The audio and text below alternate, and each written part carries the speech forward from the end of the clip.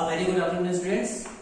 आज हम लोग बहुत इंपॉर्टेंट टॉपिक डिस्कस करने वाले हैं आपके स्पेशलाइज्ड अकाउंट्स के अंदर में, और उस टॉपिक का नाम है इंसॉल्वेंसी अकाउंट। ठीक है, सो जैसा कि आप देख सकते हैं यहाँ पे लिखा हुआ है इंसॉल्वेंसी अकाउंट, और इंसॉल्वेंसी अकाउंट में भी हम लोग आज पढ़ने वाले हैं insolvency accounts including the new act, जो भी नया एक्ट आया है इंसॉल्वेंसी एंड बैंकरप्सी कोड 2016, उसके बारे में भी हम लोग को समझना है। क्योंकि अभी जो हमारा इंसॉल्वेंसी है वो दो पुराने घिसे पिटे एक्ट को लेकर के ही चल रहा है। एक प्रेसिडेंसी एक्ट है और एक आपका प्रोविंशियल लॉ है जो 1902 और 1909 का है। सो काफी पुराने हम लोग को लॉ 1921 का है, जो बहुत पुराने लॉ हम लोग को डिस्कस करने हैं। सो पुराने एक्ट को भी हम लोग समझेंगे जो अभी फिलहाल में वही चल रहा है, और उसके अलावा कुछ एक और नया एक्ट बना है इंसॉल्वेंसी एंड बैंकरप्सी कोड 2016। हालांकि वो भी नोटिफाइड नहीं हुआ है आपके सिलेबस में, बट फिर भी हम उसके बारे में भी बहुत अच्छे से डिस्कस करने वाले हैं। ठीक है, सो बहुत चीजें सीखने को मिलेंगी, बिल्कुल नया कंसेप्ट है और बड़ा ही मजा आएगा पढ़ने में। So let's start. आप लोगों ने पार्टनरशिप के अंदर में डिसोल्यूशन पढ़ा होगा, और डिसोल्यूशन में कहीं ना कहीं कुछ न कुछ इंसॉल्वेंसी नाम की भी चीजें कहीं ना कहीं आप लोगों ने देखी होगी। बट वो जो इंसॉल्वेंसी थी वो बिल्कुल ऊपर से आपको समझाया गया था बेसिकली इंसॉल्वेंसी होता क्या है। सो आज हम लोग इन चीजों को बहुत ही डिटेल में पढ़ने वाले हैं। ठीक है, सो लेट्स स्टार्ट इंसॉल्वेंसी के साथ। ठीक है, तो सबसे पहले हम देखते हैं इंसॉल्वेंसी होती क्या है। तो इंसॉल्वेंसी का मतलब होता है दिवालिया निकल जाना। आपने अक्सर सुना होगा, न्यूज़पेपर में आता है, या आपने अक्सर सुना होगा किसी न्यूज चैनल्स में आता था कि ये व्यक्ति जो है वो दिवालिया हो गए। अब ये दिवालिया होता क्या है या इंसॉल्वेंसी होती क्या है, तो उसको आज हम समझते हैं। ठीक है, तो चलो देखते हैं। सबसे पहले लिखा है इंसॉल्वेंसी के लिए एनी पर्सन, कोई भी person who fulfills the following two conditions। कोई भी व्यक्ति अगर ये दोनों कंडीशन क्या करता है, फुलफिल करता है। कोई भी पर्सन अगर ये दोनों फॉलोइंग कंडीशन क्या करता है, फुलफिल करता है, तो हम उसको क्या बोल देंगे, इंसॉल्वेंट। अब वो दो कंडीशन क्या है।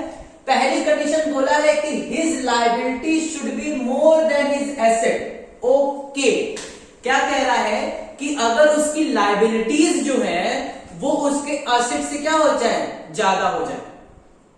अगर उसकी लायबिलिटीज जो है वो उसके एसेट से ज्यादा हो जाए तो हम उसको क्या बोलेंगे, इंसॉल्वेंट। अगर मैं इस डेफिनेशन को, इस कंडीशन को थोड़ा और करेक्ट करूं, जब उसकी लायबिलिटी जो है उसके रिलायजेबल एसेट से वो ज्यादा करेक्ट होगा। एसेट्स की जगह अगर मैं लिख दूं रिलायजेबल एसेट, तो वो और परफेक्ट आपका कंडीशन बनेगा। कभी कभी क्या होता है, हम एसेट दिखा लेते हैं ज्यादा। जैसे फॉर एग्जांपल आपको लॉस बहुत सारा हो रहा है, आपने डेबिट बैलेंस दिखा कर उसको एसेट के तौर पे दिखाए जा रहे हो। कुछ फिक्टिशियस एसेट्स होते हैं जिसकी वजह से आपका एसेट बढ़ के दिखता है, बट एक्चुअल में वो रिलायजेबल एसेट नहीं है। तो अगर मैं और उसको सटीक डेफिनेशन में जाऊं, तो जब उसकी लायबिलिटीज जो है वो उसकी रिलायजेबल एसेट से क्या हो जाए, ज्यादा हो जाए, तब मैं कहता हूं कि चल बेटा अब तुम क्या हो गए, इंसॉल्वेंट हो गए। जब उसकी लायबिलिटीज उसके रिलायजेबल एसेट से, यानी कि मैंने लोन लिया है 1 लाख और मेरे पास एसेट है सिर्फ 60,000 के, यानी कि मैं उस लोन का पेमेंट अब नहीं कर पाऊंगा, और जब मैं लोन का पेमेंट नहीं कर पाऊंगा तो मैं क्या बन जाऊंगा, इंसॉल्वेंट। ठीक है सर, इसका मतलब कि अगर मेरी लायबिलिटीज किससे ज्यादा हो गई, एसेट से ज्यादा हो गई, तब वो कंडीशन बनेगा किसका, इंसॉल्वेंट का। And the next condition is that he must be adjust insolvent bye competent court. Court ने बोल दिया, जो भी कॉम्पिटेंट कोर्ट होगा, जो भी तुम्हारी अथॉरिटी होगी, कॉम्पिटेंट अथॉरिटी, उसने बोल दिया कि चल बेटा अब तुम क्या हो गए, इंसॉल्वेंट। जब कोर्ट ही ने बोल दिया इंसॉल्वेंट हो, तो बात खत्म। यानी कि दो कंडीशन में किसी व्यक्ति को हम इंसॉल्वेंट घोषित करते हैं। पहली कंडीशन, उसके एसेट्स जो है लायबिलिटी से कम हो जाए, या उसकी लायबिलिटी जो है वो उसके रिलायजेबल वैल्यू ऑफ एसेट से क्या हो जाए, ज्यादा हो जाए। इसका मतलब कि वो अपनी लायबिलिटीज का पेमेंट नहीं कर पाएगा, और उस समय उस व्यक्ति को हम क्या बोलेंगे, insolvent. Okay sir, second condition क्या है, सेकंड कंडीशन ये है कि अगर कोर्ट ने बोल दिया कि बेटा तुम क्या हो गए, दिवालिया हो गए, क्या हो गए, इंसॉल्वेंट हो गए, क्या हो गए, अब तुम अपनी लायबिलिटीज का पेमेंट नहीं कर पाओगे, जब कोर्ट ही ने नोटिफिकेशन ऑफिशियल गैजेट या किसी के थ्रू उसने वर्डिक्ट दे दिया कि तुम क्या हो गए, इंसॉल्वेंट हो गए, तो वो व्यक्ति क्या हो जाएगा, इंसॉल्वेंट घोषित कर दिया जाएगा। क्यों किया जाता है उसके बारे में हम डिस्कस करेंगे, बहुत इंपॉर्टेंट ये भी है कि क्यों किया जाता है। ठीक, एक छोटे तौर पे बता देते हैं, अगर कोई व्यक्ति इंसॉल्वेंट घोषित हो जाता है तो अब उसके बाद उससे कोई भी ट्रांजेक्शन नहीं करता है। ठीक, क्योंकि एक बार अगर हमने उस व्यक्ति को क्या कर दिया, इंसॉल्वेंट घोषित कर दिया, तो खैर हम उसकी चर्चा करेंगे आगे चलिए क्यों किया जाता है। अब थोड़ा और समझते हैं कि आखिर ये इंसॉल्वेंसी होती क्या है। तो एक बहुत ही परफेक्ट डेफिनेशन मुझे मिली है और वो डेफिनेशन मिली है मुझे ब्लैकस्टोन की। ब्लैकस्टोन ने एक इतनी बेहतरीन डेफिनेशन दे दी है जिसमें मेरे ख्याल से इंसॉल्वेंसी पूरी तरह से समाहित है। मतलब मुझे उसमें और एक्स्ट्रा कुछ भी बताने लायक छोड़ा ही नहीं गया, जितनी बातें ब्लैकस्टोन ने बता दी वही आपका इंसॉल्वेंसी है। ओके, चलिए देखते हैं इंसॉल्वेंसी क्या होती है। ब्लैकस्टोन ने क्या बोला, ब्लैकस्टोन ने बोला है, बहुत इंपॉर्टेंट डेफिनेशन याद रखना, बैंकरप्सी, मैं डिस्कस करूंगा बैंकरप्सी क्या होती है। बैंकरप्सी इज अ प्रोसीडिंग, ये एक क्या है, प्रोसीडिंग है, इसका मतलब इट इज अ प्रोसेस, ये क्या है, प्रोसेस है। प्रोसेस किस चीज का है, by which a debtor, debtor का मतलब जो व्यक्ति जिसने किसी से क्या लिया था, पैसा वैसा लोन लिया था। ठीक, अ डेटर कैन नॉट पे हिज डेट, उसने पैसा तो ले लिया लेकिन अब पैसा देने से मना कर रहा है या पैसा नहीं दे पा रहा है।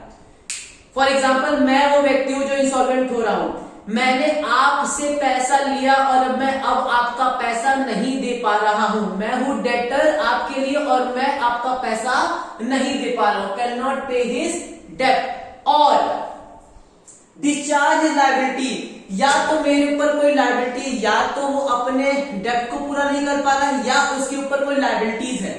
सर लायबिलिटीज कैसा, लायबिलिटी एक तो लोन वाला था, ओ किया था पैसा, दूसरा ये हो सकता है कि मैंने मजदूरों से मजदूरी करवा ली, मैंने इंप्लॉय को सैलरी नहीं दिया, वो हमारे यहां काम करते गए वो मेरे आउटस्टैंडिंग हो गए। अब आउटस्टैंडिंग हो गए इसका मतलब कि वो मेरी लायबिलिटी हो गए और मैं उनकी लायबिलिटीज के या मैंने अपने ऑब्लिगेशन का पूरा नहीं कर पा रहा। तो या तो मैं डेप्ट नहीं पे कर पा रहा हूं या मैं अपनी लायबिलिटीज जो मेरे ऊपर है उसको भी डिस्चार्ज नहीं कर पा रहा। अच्छा, और द पर्संस, तो एक चीज तो क्लियर हो गया, पहला क्या था सर, पहला ये था कि मैं डेप्ट का पूरा नहीं कर पा रहा हूं, दूसरा क्या है कि मैं अपनी लायबिलिटीज को भी पूरा नहीं कर पा रहा हूं। ठीक है, अच्छा, all the persons to whom he owes, all the persons to whom he owes or has incurred liability, या तो डेटर जो है वो पे नहीं कर पा रहा, या मैंने उन व्यक्तियों का जिनसे मैंने पैसा लिया था या कोई लायबिलिटी इनकर की थी, can not obtain satisfaction of their claim. बड़ा इंपॉर्टेंट वर्ड है, ध्यान से मेरी बात सुनना, can not obtain satisfaction of their claim. ये क्या है सर, आपने मुझे पैसा दिया, आपने मुझे पैसा दिया और मैं कह रहा हूं मैं आपका पैसा नहीं दूंगा, जो उखाड़ना उखाड़ लो, मैं आपको पैसा नहीं दूंगा। एक चीज, मैं कैन नॉट पे, मैं आपका पैसा दे नहीं सकता हूं, कैन नॉट पे इज डेट। एक तो ये हो गया, सीधे मना हो गया कि भैया मैं पैसा नहीं दे पाऊंगा। दूसरा क्या है कि मैं उसको टाल मटोल करके बतिया रहा हूं, आज नहीं दूंगा, कल दे दूंगा, परसों दे दूंगा, एक महीना बाद आके ले लेना। मतलब कि मैं जितना भी कह रहा हूं आपको सेटिस्फाई नहीं कर पा रहा, या आपको लगता है कि ये ऐसे ही गोल गोल घुमा रहा है, ये मेरे को सेटिस्फाई नहीं कर पाया कि ये पैसा देगा। एक तो पैसा ना देना और दूसरा ना ही सेटिस्फाई कर पाना कि मैं आपका पैसा दे पाऊंगा। आप मेरे यहां काम कर रहे थे, 4 महीने से मैंने आपका पैसा नहीं दिया, 5वें महीने आप आए मेरे पास और आपको मैं घुमा रहा हूं, अच्छा नहीं 2 महीने बाद अच्छे दिन आएंगे, हम आपको पैसा दे देंगे। लेकिन अब आपको लग रहा है कि नहीं, ये इधर गोल गोल घुमा रहा है, ये मेरा पैसा नहीं दे पाएगा। इट मीन्स कि you are not satisfied by whatever I am saying, कि मैं जो भी कह रहा हूं आप उससे सेटिस्फाई नहीं हो, तो वो उसका मतलब यहां पे वो ये कहना चाह रहा है कि आप या तो उसका डर न दे पाओ या आप उसको सेटिस्फाई भी नहीं कर पा रहे हो कि आप उसका क्लेम दे पाओगे। Okay, yes sir. देन उस कंडीशन में द स्टेट, अब स्टेट का मतलब यहां पे क्या है, राज्य नहीं। स्टेट का मतलब होता है कॉम्पिटेंट कोर्ट या कॉम्पिटेंट अथॉरिटी या लॉ, जो वहां का लॉ है, वो लॉ जो है इन सर्टेन सर्कमस्टांसेस, कुछ ऐसे फिक्स सर्कमस्टांसेस अगर बनते हैं तो उस सर्कमस्टांसेस में takes possession of his property. बस बेटा बहुत हुआ तुम्हारा इधर उधर का नाटक, अब मैं तुम्हारी प्रॉपर्टी को पजेस कर रहा हूं, अब मैं तुम्हारी प्रॉपर्टी पे अधिकार जमाऊंगा।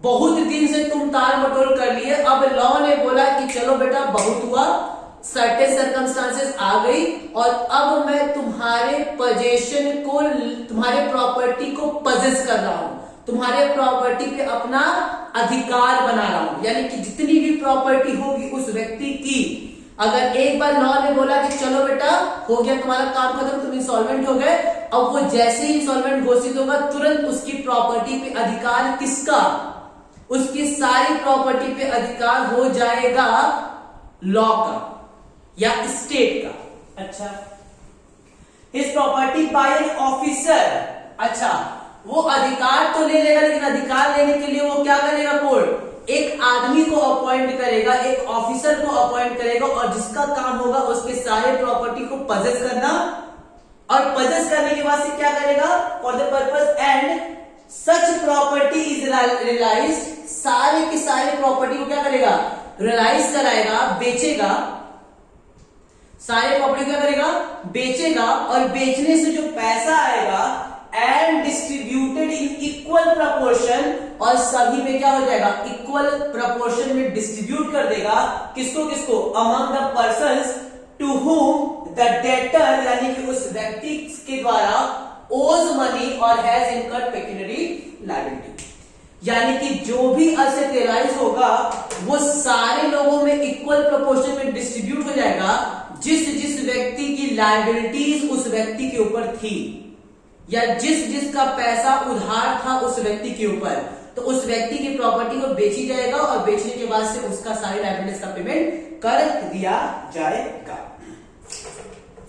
समझ करें, यस सर, समझ करके ध्यान से मेरी बात सुनना फिर से एक बार, उसकी लायबिलिटीज उसके असेट से क्या हो गई, ज्यादा हो गई। अच्छा, अब वो पर्सन जो था, इंसॉल्वेंसी कब होगी, इंसॉल्वेंसी तब होगी जब डेटर जो है वो अपने डेट का पेमेंट नहीं कर पाएगा या अपनी लायबिलिटीज को डिस्चार्ज नहीं कर पाएगा, एक चीज। या ये भी हो सकता है कि वो अपनी लायबिलिटीज को जो डिस्चार्ज करना था वो उनको वो क्लेम को सेटिस्फाई भी नहीं कर पा रहा है कि हम आपका पैसा दे देंगे, यानी कि वो इस स्थिति में भी नहीं है कि वो अभी नहीं, वो फ्यूचर में भी उनके क्लेम को सेटिस्फाई नहीं कर पाएगा।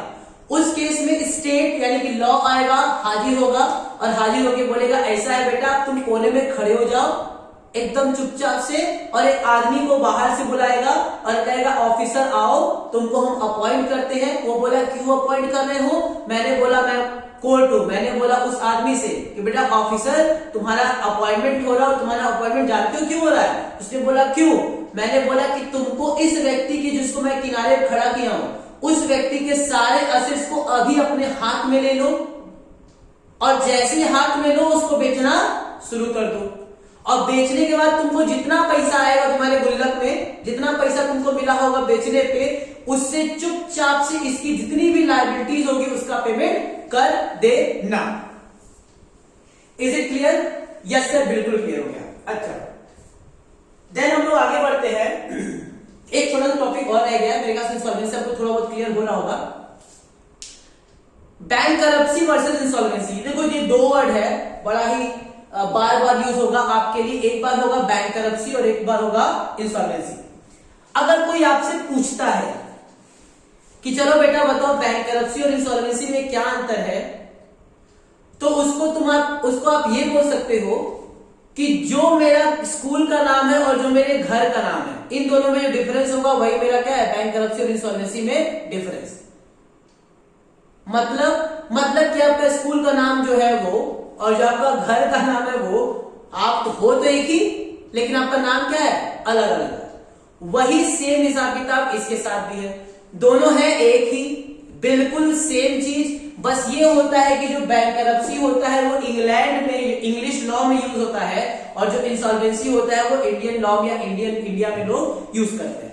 सो बैंकरप्सी और इंसॉल्वेंसी में कोई डिफरेंस नहीं है, बैंकरप्सी और इंसॉल्वेंसी दोनों ही सेम है। बस अंतर क्या है कि वो हम लोग ब्रिटिश लॉ में उसका इस्तेमाल करते हैं बैंकरप्सी का, और इंसॉल्वेंसी का इंडियन लॉ में। I for insolvency, I for Indian, B for bankruptcy, B for British. Clear? Yes sir. So insolvency मेरे ख्याल से अब आप लोगों को क्लियर हो गया होगा। ठीक, प्रोसीजर है तो थोड़ी बहुत छोटे मोटे प्रोसीजर्स हैं, आओ उसके बारे में थोड़ा देखते हैं। ठीक है,